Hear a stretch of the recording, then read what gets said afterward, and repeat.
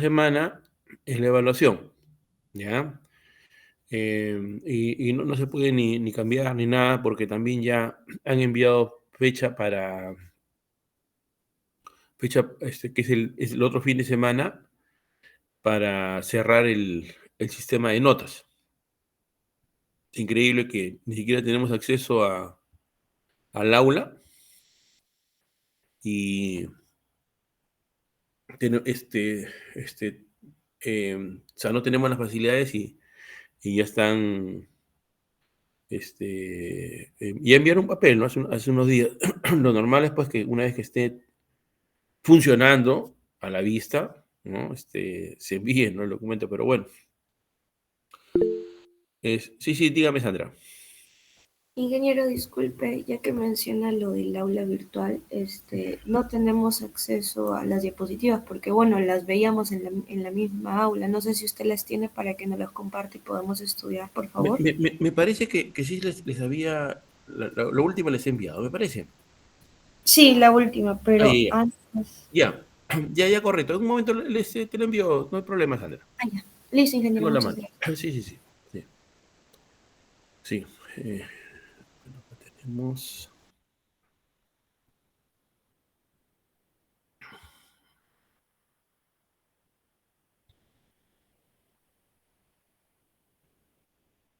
Ya, por si acaso ya esto corresponde a la tercera unidad, por si acaso, ¿ya? Como les había indicado la semana pasada, terminábamos pues con el DRP, lo hemos hecho la parte central, ¿no?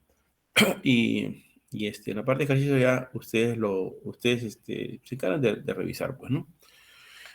Eh, en lo que corresponde a, a la tercera unidad, básicamente es la programación, vamos a ver algunas técnicas que se utilizan para la programación. Esas técnicas son de dos tipos, son de tipo heurístico y también de tipo optimización.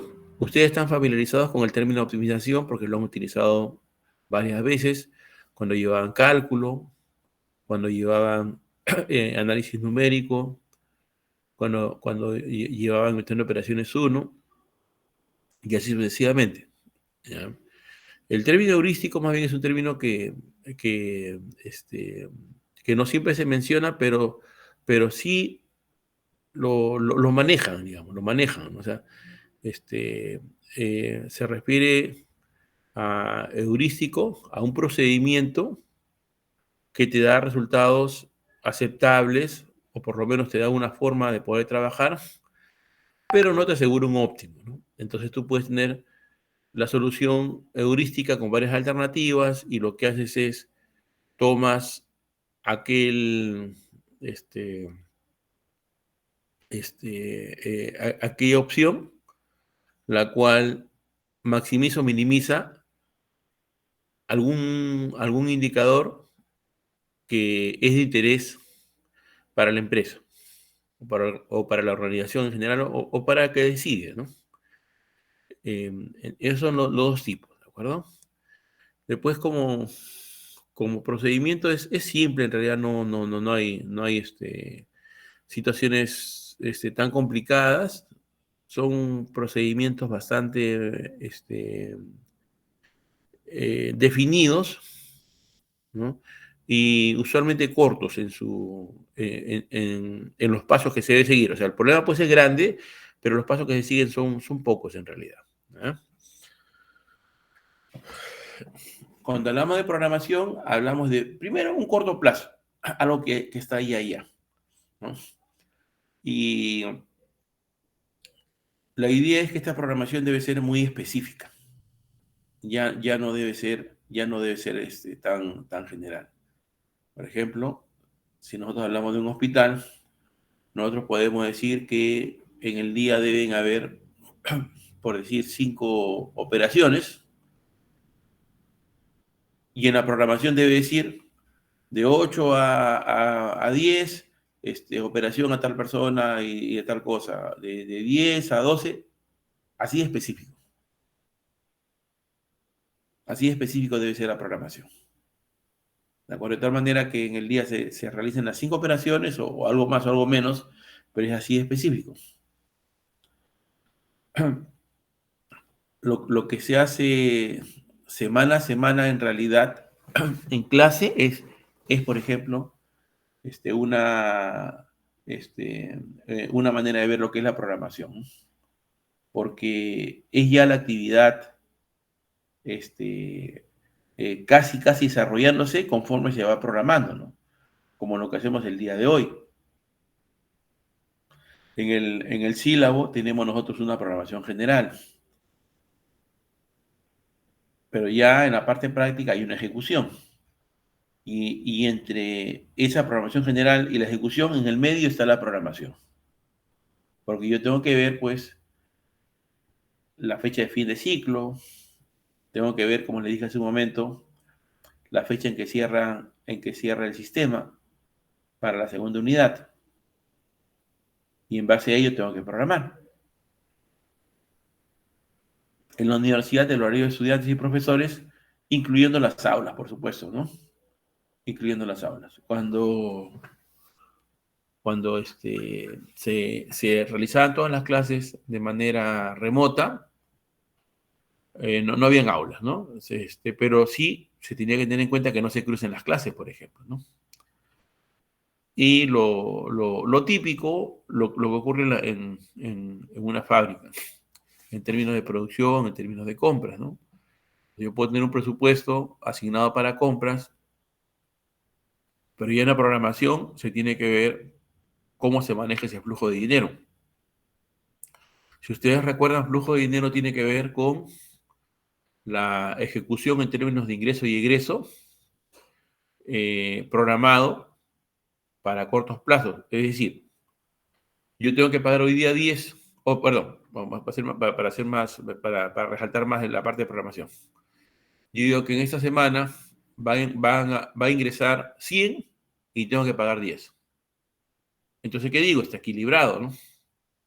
Pero a la hora que voy a la programación, ¿qué resulta? Que el día miércoles yo debo de pagar 10 y el día viernes yo recibo los 100. ¿Qué significa? Está descuadrado. Eso significa, porque el día miércoles tengo que pagar yo los 10. Y cuando abro la semana digo, pues son 100 que voy a recibir y tengo que pagar 10, está equilibrado. Pero en la parte práctica no es así, por la programación, justamente, ¿no? Eh, eh, cuando uno maneja recursos, uno debe pensar siempre en eso, ¿no? De que los insumos deben estar en el momento que se requiere para que se puedan realizar las actividades programadas dependientes de ello.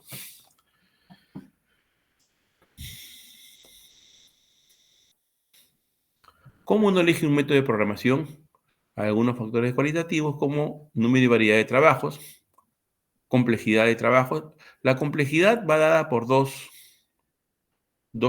indicadores. Un indicador tiene que ver con lo grande que puede ser ese trabajo. Lo grande lo hace complejo. Es como si le dijera a ustedes, hagan una red de proyectos con 10 actividades versus una red de proyectos con 500 o 1000 actividades. Lo segundo es más complejo, ¿no? Y por el tamaño. Y la segunda, el segundo indicador este, el segundo parámetro para indicarme que hablamos de complejidad es cuando se tienen relaciones complejas, valga la redundancia, ¿no? Se tienen relaciones varias, ¿no? Por ejemplo, cuando ustedes o sea, tienen ganas de comprar, no sé, un sándwich y no tienen mucho dinero, se vuelve más complejo que si en caso tuvieran dinero que les sobre, sencillamente lo compran y ya, ¿no? Pero cuando tienen poco dinero, ustedes tienen que ver las consecuencias de gastarse ese dinero, ¿no? Como la misma acción cómo cambia en su contexto de decisión solamente por el hecho de tener relaciones mayores, ¿no? Por eso se le llama también complejo. La naturaleza de las operaciones, qué tipo de acciones son las que se realizan. Sí, un ratito, ¿verdad? Están que me llaman por unas asesorías, un ratito.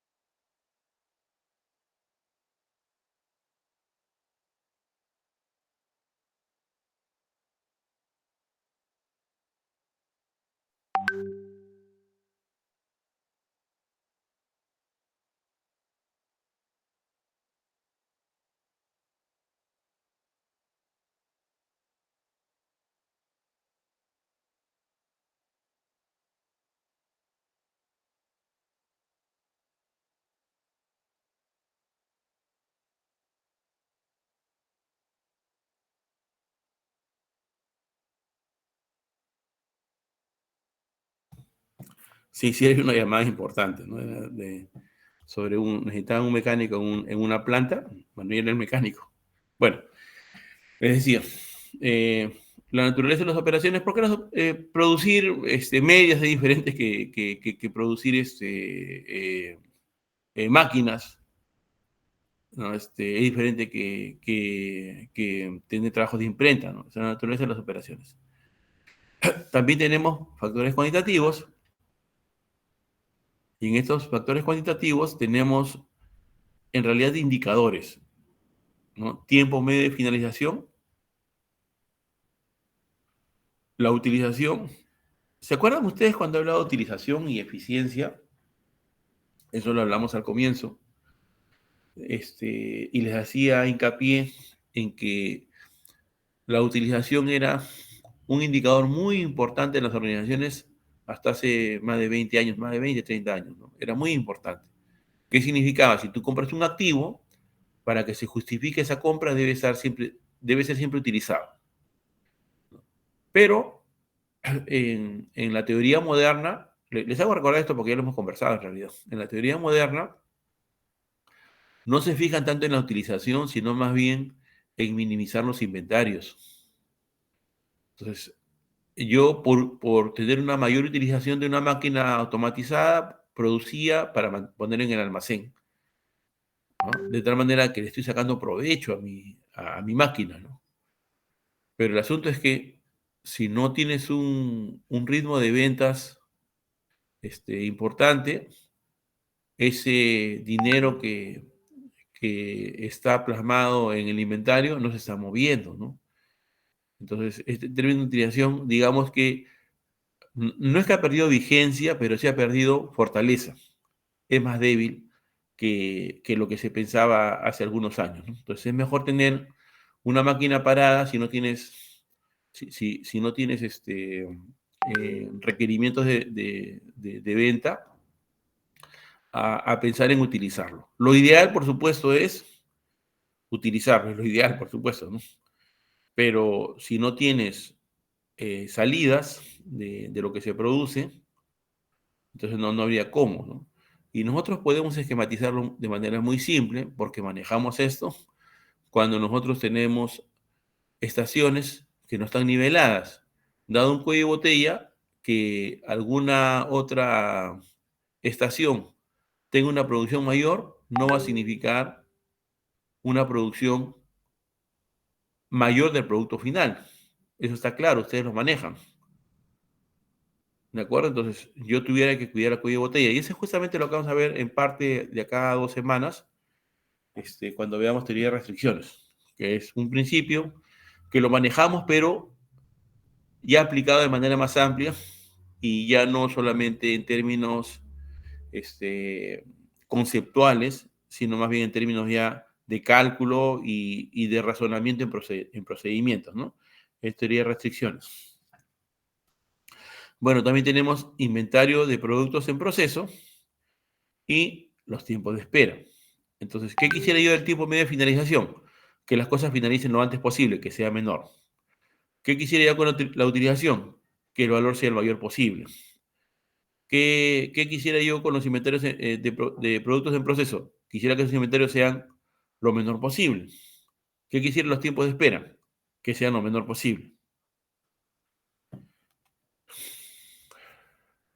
Los métodos de programación difieren por tipo de proceso, ¿no? Recuerdan ustedes que hay procesos que están enfocados en el proceso, valga la redundancia, es decir, se agrupan en determinadas secciones, espacios, y el otro extremo está enfocado en el producto, es decir, conforme el producto requiere algo, hay una secuencia de maquinarias o de actividades que está relacionado con el producto y va en línea, ¿no? O sea, ya no se pasa de una estación a otra en diferentes secciones, sino se hace una línea con todo lo que necesita el producto. Y enfocado repetitivo viene a ser un concepto intermedio, ¿no? En donde se tiene una línea, pero en esta línea no es que se realizan las actividades nada más, sino que se preparan a los costados todo lo necesario para que, llegado el momento, ya en la línea se inserte la parte o se inserte el elemento de ensamble.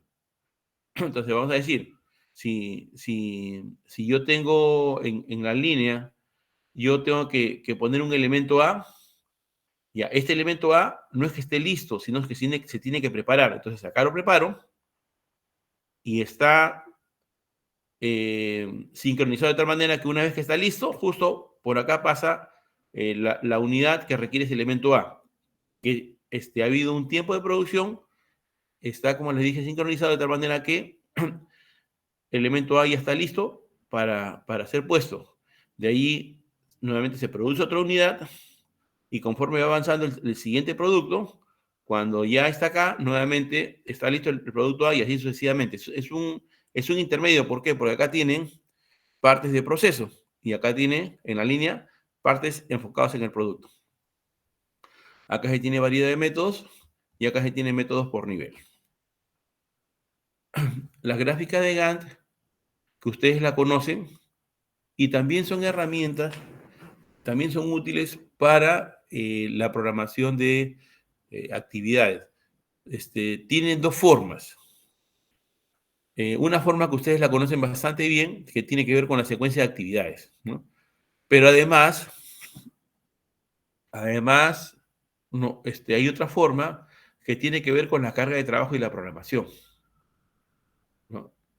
Con carga de trabajo, la programación es la secuencia, ¿no? Viene con carga de trabajo. El primer caso muestra las cargas y los tiempos muertos de los diferentes departamentos, máquinas e instalaciones.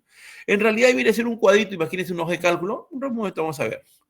Viene a ser un cuadrito, pero ustedes no se imaginan el poder que tiene esa herramienta en realidad. Lo he usado más de una vez y funciona muy bien. Les voy a explicar por qué me funcionaba muy bien, ¿no? En el caso de la programación se usa para vigilar el avance de trabajos, indicando cuáles están a tiempo, retrasados o adelantados. Entonces, tenemos la gráfica de Gantt para las cargas y para la programación. La programación ustedes lo conocen porque eso es como la red de proyectos. ¿Ya? Pero la otra forma tiene que ver con las cargas y uno visualmente puede ver cuáles son las actividades que se tienen con los diferentes recursos disponibles. Y acá tenemos un ejemplo, ¿no? De carga. Asignación de labores en estaciones de trabajo. Desventaja, no se adapta fácilmente a eventos inesperados, es decir, cuando hay algo que se tiene que cambiar, no se maneja tan fácil en los reportes y se debe actualizar de manera periódica. Por ejemplo, acá tenemos centros de trabajo, acá tenemos los días de la semana, acá tenemos el tipo de área de trabajo. Acá tenemos trabajos en metal, la parte mecánica, la parte electrónica y la pintura. Entonces, ¿en qué consiste esta gráfica Gantt? consiste en asignar trabajos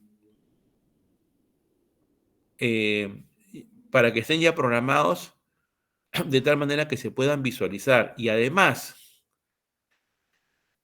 puedo yo representar a través de una X que no es posible realizar trabajos acá porque está en mantenimiento, en limpieza, en alguna situación que no permite el trabajo.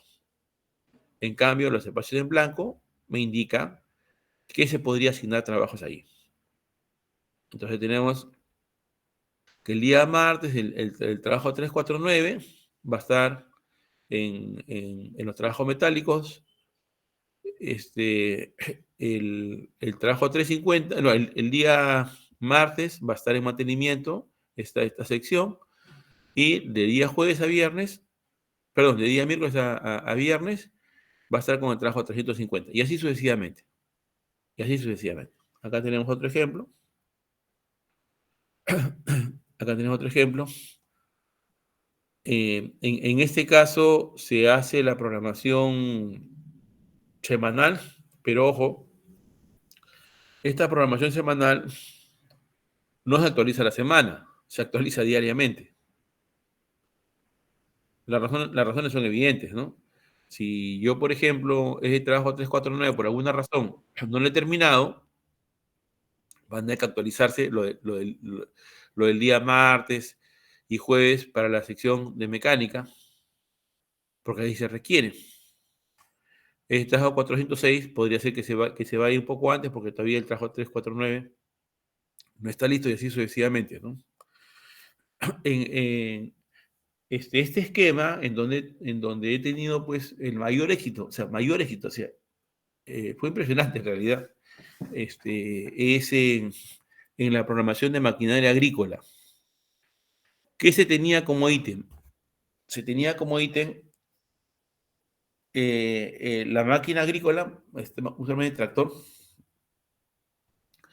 El tractor, ¿a dónde se iba? Los tractores pues tienen trabajo no de 10, 15 minutos. Son trabajos que prácticamente ocupan medio día, un día o varios días.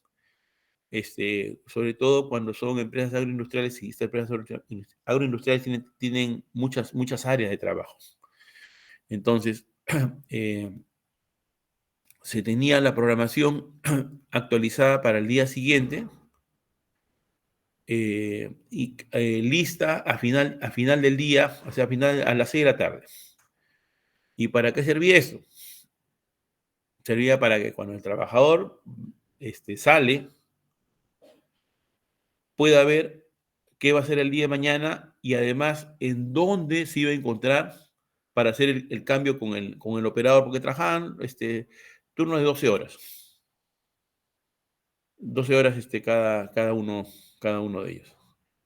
Entonces, si se tiene, pues vamos a hablar de un campo pequeño, no sé, 500 hectáreas, es pequeño en realidad, pero pequeño en términos de otras empresas, pero en términos así para que tú busques una máquina no es tan simple, ¿no? Entonces, ¿cómo encontré la situación ahí?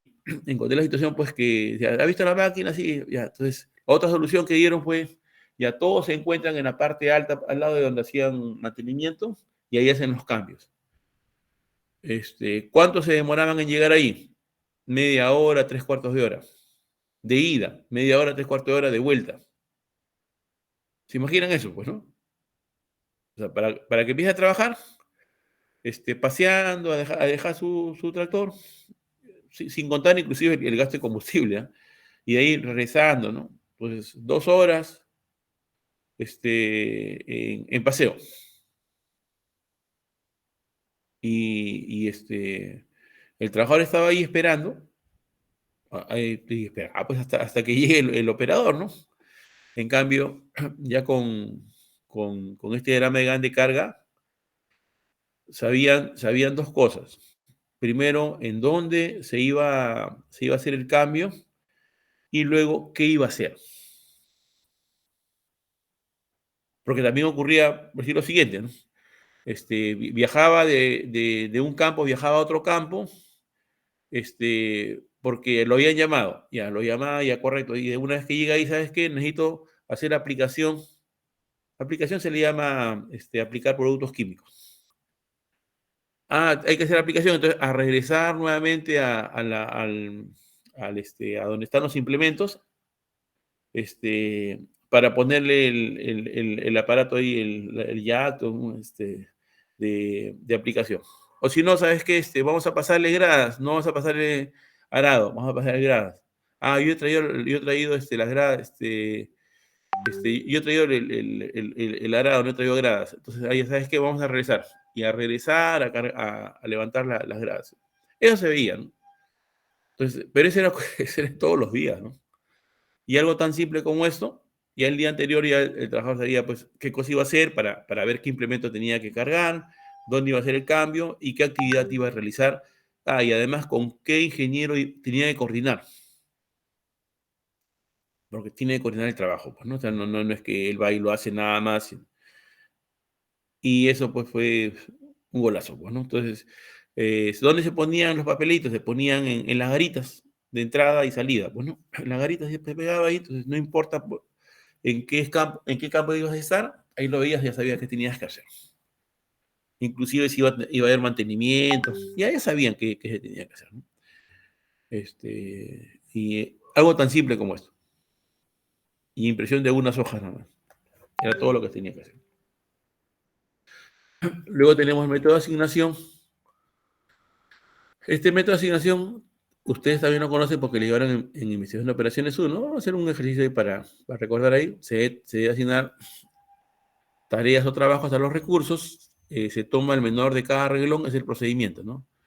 Y se le resta al resto de elementos. Se hace lo mismo con la columna. Se traza el menor número de líneas verticales o horizontales de tal manera que se cubran todos los ceros. Si las líneas son iguales al número de filas, terminó, y si el caso es menor, se tiene que continuar restando a los números no cubiertos por líneas, restándole el valor menor, ¿no? O sea, se considera todos los valores que no tienen línea, se encuentra menor y esa cantidad se le resta a todas estas cantidades que están sin la línea. Acá vamos con un ejemplo, hagan la prueba a ver cómo lo recuerdan.